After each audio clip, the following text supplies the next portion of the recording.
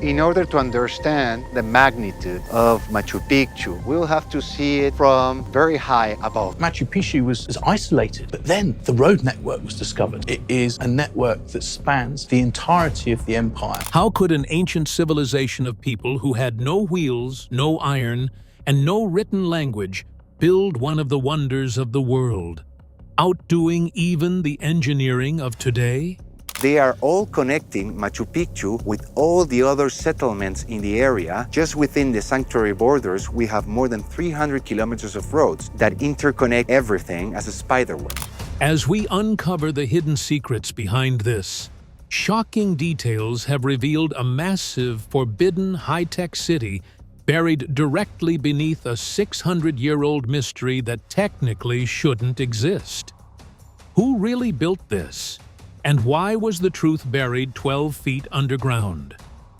The evidence might just change everything you knew about history itself. The truth starts with a discovery that shocked the world in the 20th century. The legend of the lost city. Hidden high up in the Peruvian Andes sits a place that technically shouldn't exist, and this place is called Machu Picchu, also known as the crown jewel of the Inca Empire. This sprawling complex stands at nearly 8,000 feet, with over 200 stone buildings carved directly into a rocky mountain ridge. For nearly 500 years, it was a ghost city that was densely covered by the jungle and forgotten by almost everyone outside the local valley. It wasn't until 1911, when an American history professor, Hiram Bingham III, climbed the steep slopes and saw a place that was abandoned. This was a case of hitting the jackpot, as his original search was for a legendary place called Vilcabamba, which was the last stronghold where the Inca fought against the Spanish. So when he came across the massive stone walls peeking through the vines, he was convinced he had found it. While he was wrong about the name, he had accidentally stumbled upon the most perfectly preserved archaeological site on the planet. Most Inca cities were destroyed when the Spanish conquistadors arrived in the 1500s. The invaders were obsessed with gold and would melt down artifacts or tear down temples to build their own churches. But somehow, they missed Machu Picchu. And because of this, it soon became a sacred place for people to worship their gods. Currently, it is a UNESCO World Heritage Site and one of the new 7 wonders of the world. For a place that was kept hidden for centuries, it is now a tourist site for millions of people to visit. Yet very few understand the sheer genius required to keep these stones from sliding down the mountain. It seemed like everyone who had read the old sighting journals of Machu Picchu knew everything about it. But looking at the data from 2025 and 2026, everything you thought you knew about it might have just been a total myth. From the research gathered, the evidence points to a different revelation that contradicts the original legends. For decades, we relied on the legend of how and when this city was built, but the stones themselves are starting to tell a very different story. For over 75 years, historians believed Machu Picchu was built in 1450 because right after the Spanish conquest, it was documented in the historical records. These documents were the final words on Inca history for generations. But there is one major problem with those books. The Spanish never actually saw the city being built. All they did was to write down stories of what they heard decades later. Also, since the Inca weren't familiar with written alphabets at the time, they could not leave behind their own books to correct the record. This problem created a massive gap between what actually happened and what was eventually written down. However, times are changing, and modern science and technology are finally stepping in to settle the argument. Scientists and researchers alike have implemented top technological techniques like accelerator mass spectrometry. What this technique basically does is analyze carbon in organic material like human teeth or bone found at the site, and what they found is still shaking the foundations of history. From the data, It shows people were living in Machu Picchu as early as 1420. This means the city was already active 20 to 30 years before the history books say it was even started. A difference of a few decades might not seem like much, but in the world of archaeology, it changes the entire story of how an empire grows. And if you think that was shocking, then you're in for a big surprise. From the most recent studies gathered, there are revelations that suggest some layers of the site might date as far back as 1250. If these dates are correct, it means the incredible engineering we see was not a sudden invention of the famous Emperor Pachacuti. Instead, it might just be that the Inca either expanded their empire much faster than we thought, or they inherited the site from a lost civilization that once lived there. Once again, science prevails, and the truth as we know it might just be an illusion, and it changes everything. If history got the timeline wrong, then the architecture and engineering of Machu Picchu are the result and work of a century-lost city. The 60-40 rule. Right in the center of the main plaza are beautiful stone temples and tiered fields stretching out. However, a famous civil engineer named Kenneth Wright discovered something that changes everything about the city. He found that over 60% of the work the Inca did is completely invisible. In fact, most of the work was channeled below the city. In order to keep the city from sliding down a steep mountain ridge, it needed more than tall walls, and so the Inca dug deep. They buried massive foundation stones 8 to 10 feet into the ground to act as anchors. They provided a heavy base that can handle the incredible pressure of the mountain slope pushing against them. This was not a simple construction project, but a massive earth-moving operation. Experts estimate that hundreds of thousands of tons of dirt and rock were used to create what we see now as Machu Picchu. Now, you'd think they'd stop there, but that's where it gets a lot more interesting. Not only did the Incas dig holes, but they also carved granite into the mountain bedrock, securing the buildings into the mountains, making them a part of it. No one knows for sure how they were able to successfully pull it off, but one thing we know for sure is that the Inca chose stability over aesthetics every single time. Their buildings and fortresses stood firmly against all forces of nature. It's no wonder their structures have remained intact for over hundreds of years. But the greatest threat to a city like Machu Picchu, built on a ridge, wasn't gravity. It is the massive volume of water falling from the sky. It's no news that it often rains in mountainous cities, and Machu Picchu is no exception. This region gets over 80 inches of rain every single year. Without a plan, that much water would turn the mountain into a giant mudslide, washing every temple and palace into the valley below. The Incas had this in mind, and that's why they built over 700 terraces to prevent it, even though most people think the terraces were built for farming corn or potatoes. While they did grow food there, the terraces are actually high-performance drainage filters. If the terrace were sawed in half, you'd be impressed by its structural design. At the very bottom, they packed large boulders and heavy rocks to allow water to flow through freely instead of building up pressure.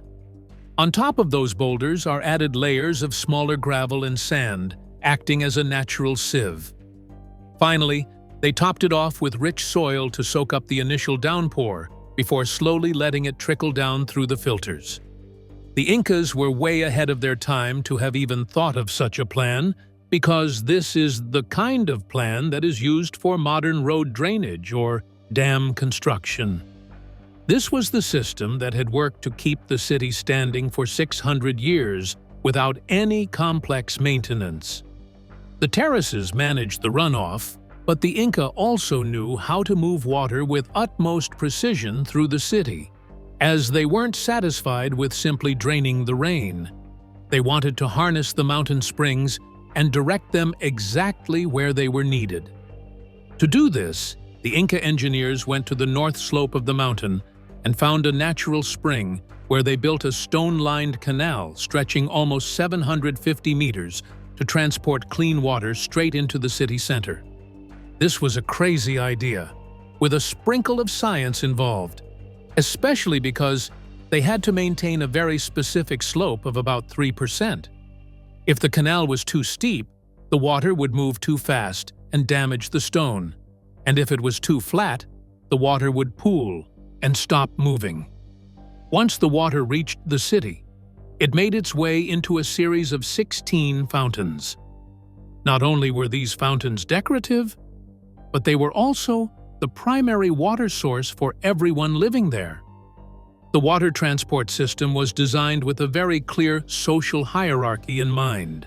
The first fountain, which was located right at the emperor's residence, was only designed so the ruler got the cleanest water before anyone else. There was also a hidden artistic side to this engineering. The builders carefully calculated the height of the water drops in each fountain.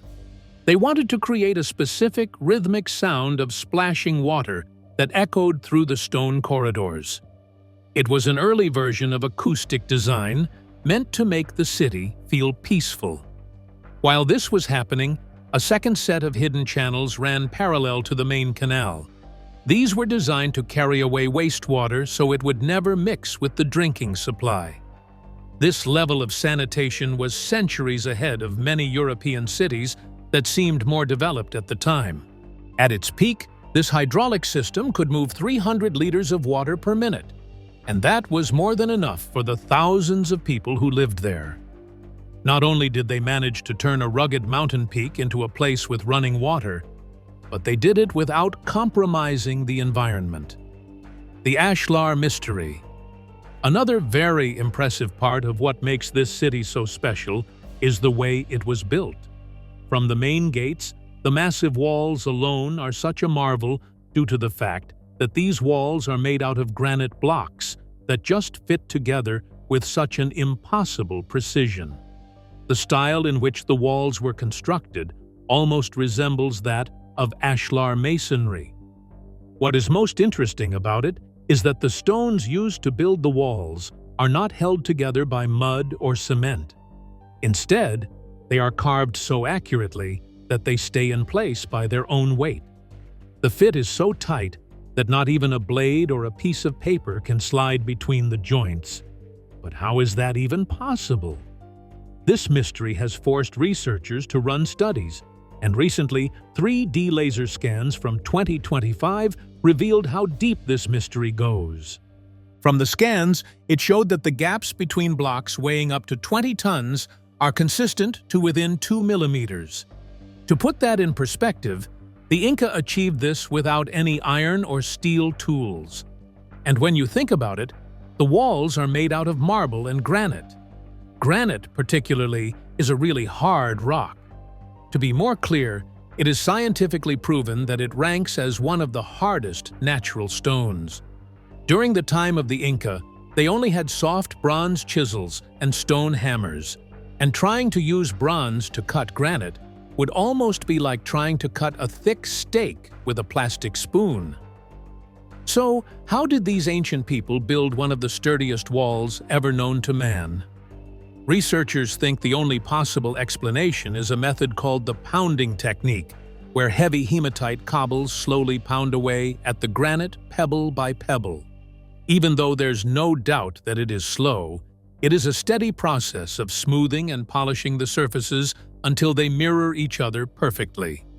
Also from the scams, researchers think that they were also able to perfectly get the square blocks using a clever design trick called L-shaped locking. From the information provided, it only proved the Inca had a level of craftsmanship requiring thousands of hours of patient labor for every single wall, not only for the beauty of it, but also as a survival strategy in one of the most seismically active regions on Earth. In trying to uncover mysteries of the history of what the city had, new evidence sprang up, revealing that the finest parts of the city might not have been built by the Incas at all. The walls of the buildings are no doubt a marvel, but some parts, especially higher up at the newer sections, were not just as impressive. These upper stones are smaller and held together with mud and mortar. Usually, technology gets better over time, but at Machu Picchu, the oldest work is actually the most advanced. This construction gap suggests that we are looking at two different eras of builders. This is where the timeline starts to break. New carbon dating and ground-penetrating radar have uncovered ruins buried 12 feet beneath the visible city. These underground terrace foundations are even more complex than the ones on the surface. If these structures date back to 1250, as recent data suggests, then a lost civilization mastered this high-level engineering 200 years before the Inca Empire reached its peak. It raises a wild possibility that the Inca were actually ancient archaeologists themselves. They may have discovered these incredible ruins, realized how sacred the location was, and decided to build their own city on top of the existing foundations. This would explain why there weren't any Inca oral histories about the actual construction of the main temples. While they had amazing stories about their emperors and battles, they didn't leave behind records of how they designed the intricate plumbing or the massive stone joints. It is almost as if the knowledge was already there when they arrived. So, it's very possible that they might have inherited the site from older cultures like the Wari or the Tiwanaku, who had already spent centuries perfecting the art of stone carving.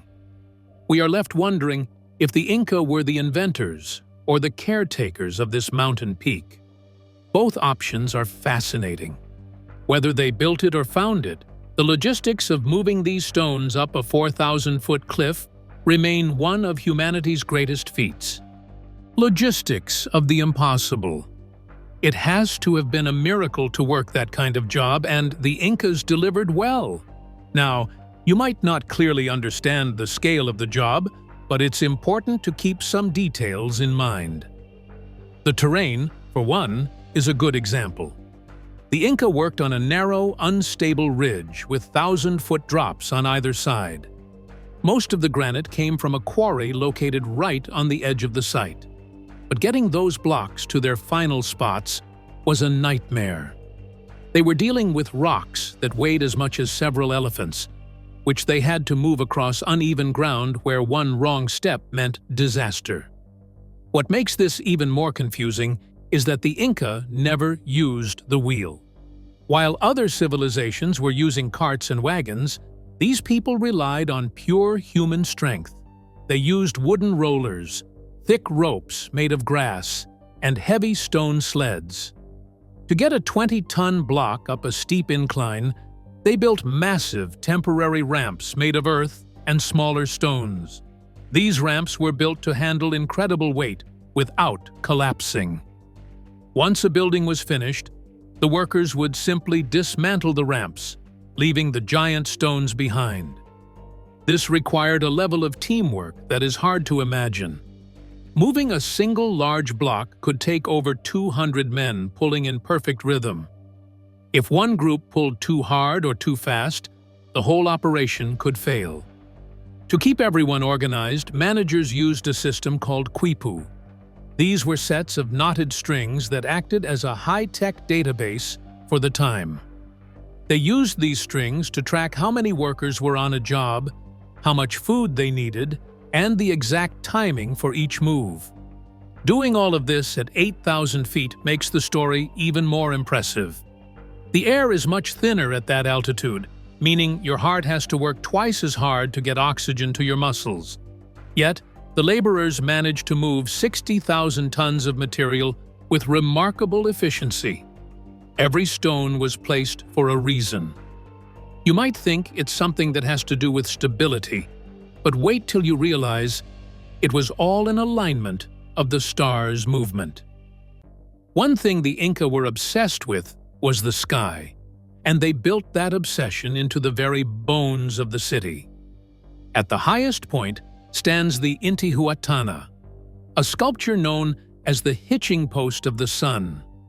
This figure was carved directly from the mountain's bedrock. to act as a precise solar clock. During the winter solstice, the sun aligns so perfectly with the stone. The builders used a consistent mathematical unit across the entire city to make sure every temple and marker sat in the exact right spot. Nearby, there's also the Temple of the Sun, whose windows were designed to catch the first light of the solstice, illuminating specific niches in the wall. Even the water fountains were part of the show. On sacred nights, the pools reflected the moon and stars, turning the city into a mirror of the sky. Machu Picchu is truly a wonder, having some of the most shocking discoveries defying time, history, and science. From the terrace construction down to the underground tunnel network stretching across the valley, it seems the Inca had a whole world beneath the surface. These scientific facts are finally replacing the old myths written in historical journals, especially now knowing that an ancient plumbing technique is the only thing keeping the city from collapsing under the weight of thousands of tourists. It kind of makes one wonder if the Inca really invented this genius technology, or if it was a secret they inherited from an older culture. Let us know your theories in the comments. Please don't forget to like, subscribe, and hit that notification bell so you never miss any of our videos. Thanks for watching.